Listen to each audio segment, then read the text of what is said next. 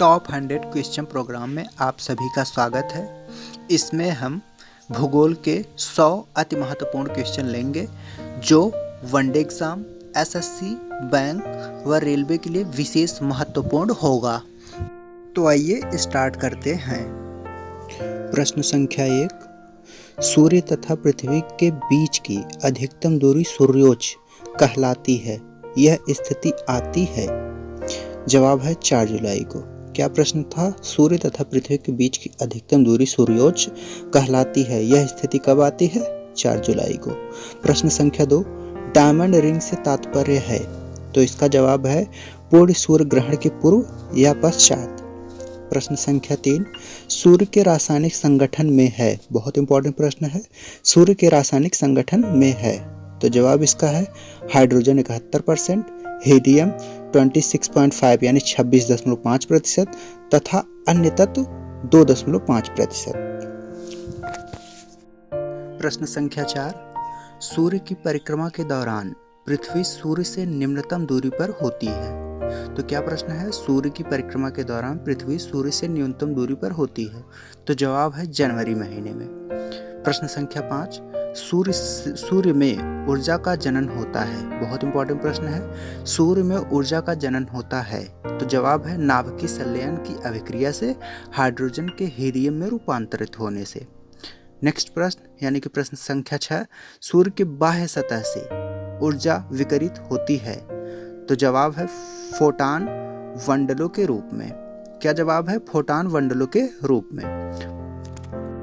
प्रश्न संख्या 7, सूर्य से विकिरित ऊर्जा किस रूप में पृथ्वी तक पहुंचती है? तो जवाब है लघु तरंगों के रूप में। प्रश्न संख्या 8 इंपॉर्टेंट है, अल्बिडो है।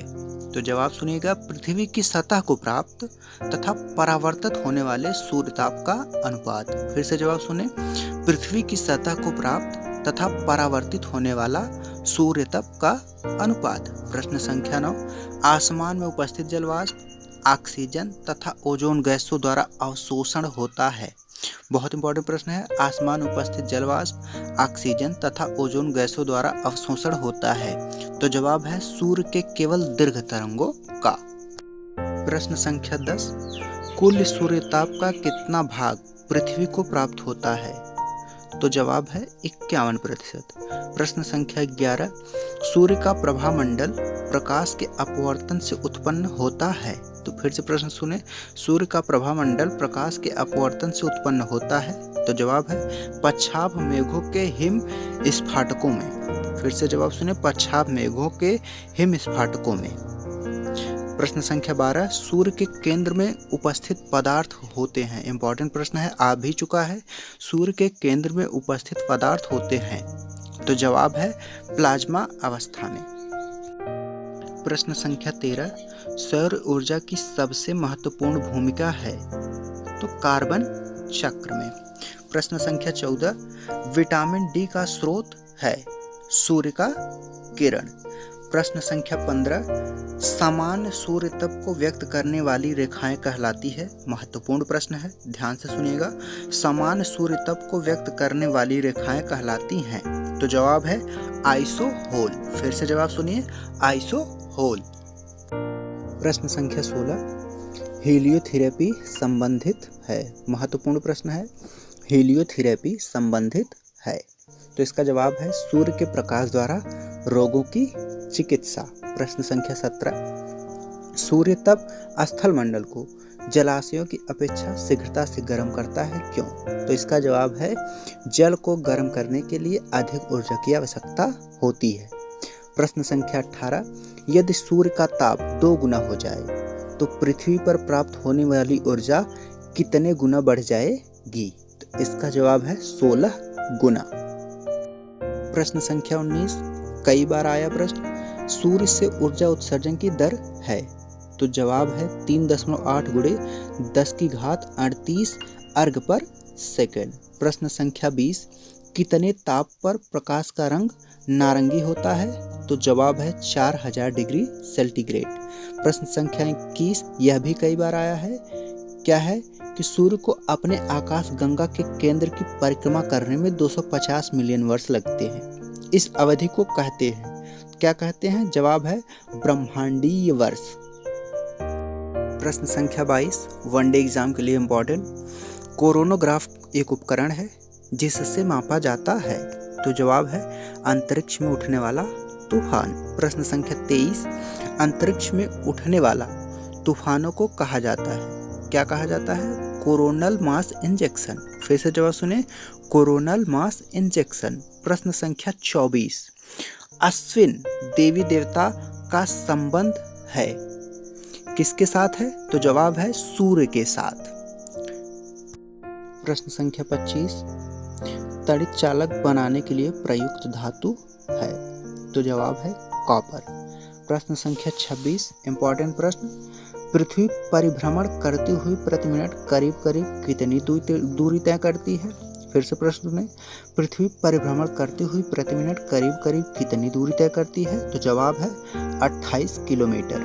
प्रश्न संख्या 27 यह भी इम्पोर्टेंट है कि एक ग्रह की अपनी कक्षा में सूर्य से अधिकतम दूरी को कहते हैं।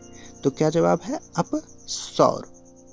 प्रश्न संख्या 28 भूधरातल पर हवाओं के विक्षेपण के लिए कौन सा कारण उत्तरदायी है? तो जवाब है परिक्रमण। प्रश्न संख्या 29 अयन वृत्तों का उच्च वायुदाब होने का प्रमुख कारण है। तो जवाब है नीचे उतरती वायु राशि। प्रश्न संख्या 30 उपध्रुवी अक्षांशों में कम वायुदाब पेटी का प्रमुख कारण है। महत्वपूर्ण प्रश्न, उपध्रुवी अक्षांशों में कम वायुदाब पेटी का प्रमुख कारण है। तो पृथ्वी का घूर्णन। जवाब क्या है? पृथ्वी का घूर्णन। प्रश्न संख्या 31 यदि पृथ्वी अपने अक्ष पर घूर्णन बंद कर दे तो क्या होगा?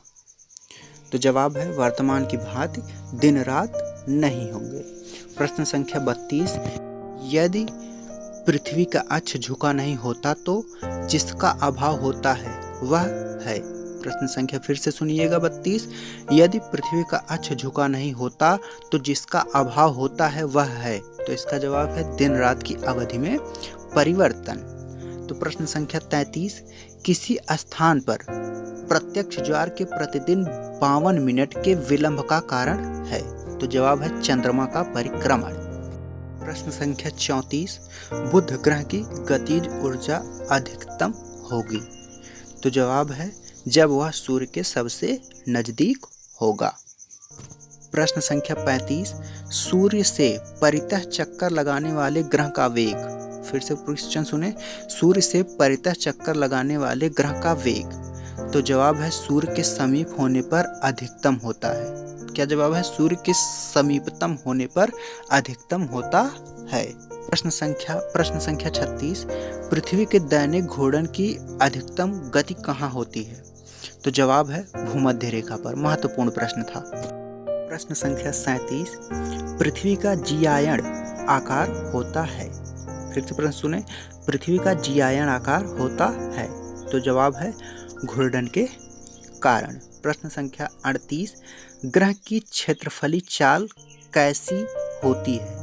तो जवाब है नियत होती है। कई बार आया प्रश्न है ये। प्रश्न संख्या 39 सभी ग्रह सूर्य के चारों ओर किन कक्षाओं में परिक्रमा करती हैं? यह भी आया प्रश्न है। तो जवाब है दीर्घवृत्ताकार में। प्रश्न संख्या 40 बहुत बार आया प्रश्न है कि पृथ्वी पर जी का मान सबसे अधिक कहाँ होती है? तो जवाब है ध्रुवों पर। प्रश्न संख्या 41 यदि पृथ्वी का व्यास वर्तमान व्यास का आधा हो जाए परंतु उसका औसत घनत्व न बदले तथा पृथ्वी की सतह पर किसी वस्तु के भार पर क्या प्रभाव पड़ेगा?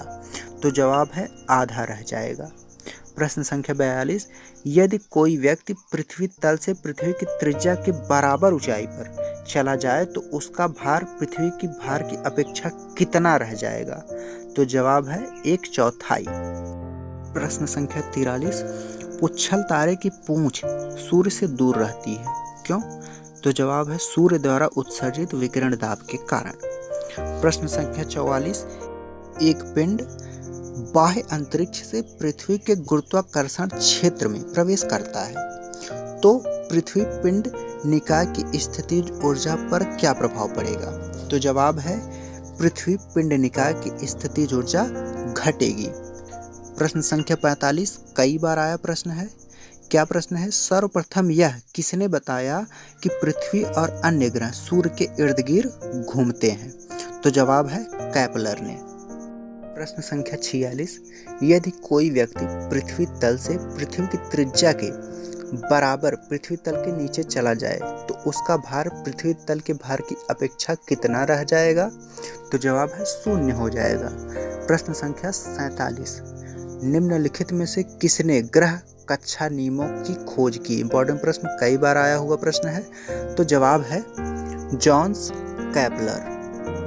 संख्या 48 यदि पृथ्वी और सूर्य की दूरी जो है उसके स्थान पर दोगुनी होती तो सूर्य तथा पृथ्वी पर गुरुत्वाकर्षण बल पड़ता वह होता? तो जवाब है वह जितना है उसका चौथा भाग। प्रश्न संख्या 49 पृथ्वी एक चपटी गोलाभ है और पूर्ण गोलक नहीं है, यह किस कारण से है? तो जवाब है पृथ्वी की घोड़ी गति है और जैसे जैसे ध्रुवों से भूमध्य रेखा की ओर जाएं घोड़ी चाल बढ़ती जाती है। प्रश्न संख्या 50 पृथ्वी अपनी कक्षा पर एक समान दर से गति नहीं करती, यह किसका नियम है? तो जवाब है केपलर का द्वितीय नियम। प्रश्न संख्या 51 पृथ्वी की परिक्रमण धुरी सदा झुकी होती है। जवाब है दीर्घवृत्तीय धुरी से 23.5 डिग्री पर। प्रश्न संख्या 52 दो उपग्रह पृथ्वी के इर्द गिर्द एक ही वृत्तीय कक्षा में गतिशील हैं। क्या प्रश्न है? दो उपग्रह पृथ्वी के इर्द गिर्द एक ही वृत्त कक्षा में गतिशील हैं। तो जवाब इसका क्या असर होगा कि उपग्रहों का चाल समान रहेगा। प्रश्न संख्या 53 एक अंतरिक्ष यात्री को एक अंतरिक्ष यान में पृथ्वी की परिक्रमा करते समय कैसा अनुभव होता है? तो जवाब है भारहीनता का। प्रश्न संख्या 54 महत्वपूर्ण प्रश्न संसार को इंटरनेट किसने दिया? तो जवाब है विंटन सर्फ। क्या जवाब है? Vinton Cerf. प्रश्न संख्या 55 एक उपग्रह पृथ्वी के घूर्णन की दिशा में पृथ्वी का परिक्रमा कर रहा है। इस उपग्रह में से एक प्रेक्षक को पृथ्वी पर भूमध्य रेखा पर स्थित एक बिंदु प्रत्येक 8 घंटे के बाद दिखाई देता है। तो उपग्रह कितने समय में पृथ्वी की एक परिक्रमा पूरा करता है? तो जवाब है कितने समय में? 16 घंटे में। प्रश्न संख्या 56 30 डिग्री सेंटीग्रेड पर जल से भरी एक बोतल चंद्रमा पर ले जाई जाए। यदि चंद्रमा की सतह पर बोतल का डॉट खोल दिया जाए तो क्या प्रभाव पड़ेगा? जल उबलने लगेगा। प्रश्न संख्या 57 एक तुल्यकालिक रिले उपग्रह टीवी सिग्नल को परावर्तित करता है तथा संसार के एक कोने से दूसरे कोने तक टीवी कार्यक्रम का संचार करता है क्योंकि? तो इसका जवाब है परिक्रमण काल पृथ्वी के अपने अक्ष के परितः घूर्णन काल से बराबर है। प्रश्न संख्या 58 एक ग्रह तथा सूर्य के बीच दूरी बढ़ाई जाए तो क्या होगा? जवाब है परिक्रमा काल बढ़ जाएगा। प्रश्न संख्या 59 बृहस्पति ग्रह की कक्षीय चाल है। तो जवाब है पृथ्वी की कक्षीय चाल से कम। संख्या 60 चंद्रमा पर कोई वायुमंडल नहीं है क्योंकि? ध्यान से जवाब सुनिएगा। क्योंकि यहाँ गैस अणुओं का पलायन वेग उसके वर्ग माध्य मूल वेग से कम होता है। प्रश्न संख्या 61 एक मिसाइल पलायन वेग से कम वेग से छोड़ी गई है। इसकी गतिज ऊर्जा तथा स्थितिज ऊर्जा का योग होगा, धनात्मक होगा, ऋणात्मक होगा, शून्य होगा, क्या होगा? तो इसका जवाब है ऋणात्मक होगा। प्रश्न संख्या 62 महत्वपूर्ण प्रश्न भूस्थैतिक स्थिति क्या है? तो ध्यान से सुनिएगा जवाब। जब कोई पदार्थ पृथ्वी के चारों ओर पृथ्वी की गति के समानुपाती उस गति से चलता है कि वह पृथ्वी पर स्थित किसी स्थान से निश्चित दूरी पर होता है। प्रश्न संख्या 63 शब्द अपभू निम्न में से किसे निर्दिष्ट करता है? बहुत बार आया प्रश्न है। शब्द अपभू निम्न में से किसे निर्दिष्ट करता है? तो जवाब है चंद्रमा की पृथ्वी से अधिकतम दूरी को। प्रश्न संख्या 64 चंद्रमा की कलाओं का आंशिक कारण है? तो जवाब है चंद्रमा तथा पृथ्वी का परिक्रमण। नेक्स्ट प्रश्न यानी कि प्रश्न संख्या 65। पृथ्वी के चारों ओर परिक्रमा कर रहा कृत्रिम उपग्रह इसलिए पृथ्वी पर नीचे नहीं गिरता क्योंकि पृथ्वी का आकर्षण कितना होता है? तो जवाब है उतनी दूरी पर अस्तित्व विहीन होता है। तो प्रश्न संख्या 66। ग्रहों तथा उपग्रहों के मार्ग को कहा जाता है? महत्वपूर्ण प्रश्न है। ग्रहों तथा उपग्रहों के मार्ग को कहा जाता है, क्या कहा जाता है? ट्रेजेक्टरी। प्रश्न संख्या 67। किसी उपग्रह में किसी अंतरिक्ष यात्री द्वारा गिराया गया चम्मच पर क्या प्रभाव पड़ेगा? तो वह भी उस उपग्रह की गति का अनुसरण कर लेगा। तो प्रश्न संख्या 68। कथन हमारे सौर परिवार के सभी ग्रहों में पृथ्वी सघनतम है। तो यह कौन सा कथन है? सत्य कथन है। प्रश्न संख्या 69। वर्ष 2001 में नासा ने मंगल ग्रह के लिए जो अंतरिक्ष यान छोड़ा था उसका नाम था? तो उसका जवाब है मार्स ओडिसी। प्रश्न संख्या 70। किसने सबसे पहले कहा था कि पृथ्वी गोलाकार है? आया हुआ प्रश्न है, तो जवाब है अरस्तु। प्रश्न संख्या 71। निम्न में से किस एक ने सुझाव दिया कि पृथ्वी की उत्पत्ति गैसों और धूल कणों से हुई है? यह भी आया प्रश्न है, तो जवाब है ओ सीमेट। प्रश्न संख्या 72। पृथ्वी की धरातल से ऊपर की ओर वायुमंडल के विभिन्न स्तरों का सही अनुक्रम है? बहुत इंपॉर्टेंट प्रश्न, एकदम ध्यान से जवाब सुनिएगा। सही क्रम क्षोभ मंडल, समताप मंडल, मध्य मंडल और आयन मंडल। प्रश्न संख्या 73। मंगल पर जीवन की उपस्थिति के लिए एक अवस्था सबसे सुसंगत है? तो जवाब इसका है बर्फ छात्र को हिमशीलता और जल की उपस्थिति। प्रश्न संख्या 74। रेडियो तरंगों के विक्षेपण के लिए वायुमंडल में कौन उत्तरदायी है? तो जवाब है आयन मंडल। प्रश्न संख्या 75। शुक्र पारगमन 8 जून 2004 को देखा गया। इसके पूर्व यह घटना कब घटित हुई थी?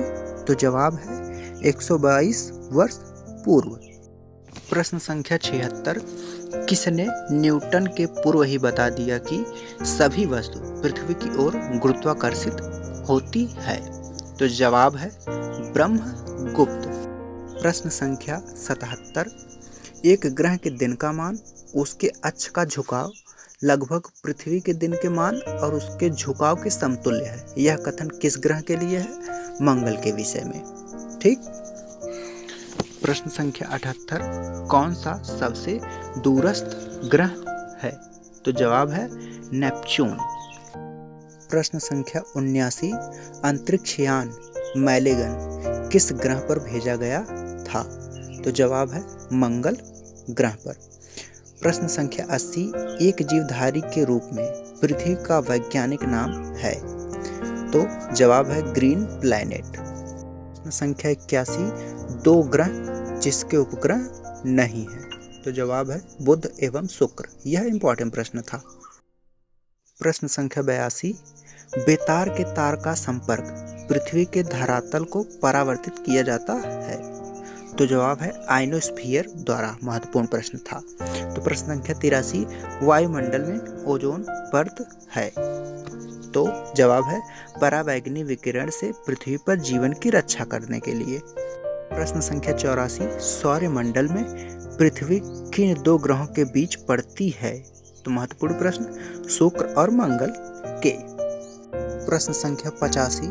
दूरदर्शन के संकेत एक निश्चित दूरी के बाद नहीं मिल सकते, क्यों नहीं मिलते? तो जवाब है पृथ्वी की सतह वक्राकार होने के कारण। प्रश्न संख्या 86। ग्रहों के बारे में कथन सत्य है? तो जवाब है यह अप्रकाशमान होते हैं किंतु चमकते नहीं हैं। होते हैं किंतु चमकते नहीं। प्रश्न संख्या 87। अति महत्वपूर्ण प्रश्न है। अधिकांश मौसमी गतिविधियां जिस वायुमंडलीय परत में होती है तो वह कौन सा परत है? जवाब है क्षोभ मंडल। प्रश्न संख्या 88। मौसम विज्ञान संबंधी परीक्षण के लिए गुब्बारे में किस गैस का उपयोग लाया जाता है? तो जवाब है हीलियम गैस। प्रश्न संख्या 89, वायुमंडल कई प्रकार के गैसों के सम्मिश्रण से बना है। पृथ्वी के नजदीकी वायुमंडल में मुख्यतः पाई जाती है नाइट्रोजन एवं ऑक्सीजन। प्रश्न संख्या 90, ओजोन निःशोषण का प्रत्यक्ष प्रभाव है। तो जवाब है जलवायु में परिवर्तन। प्रश्न संख्या 91, कई बार आया प्रश्न है, हवा में जिस गैस की मात्रा सबसे अधिक है वह है। तो जवाब है नाइट्रोजन।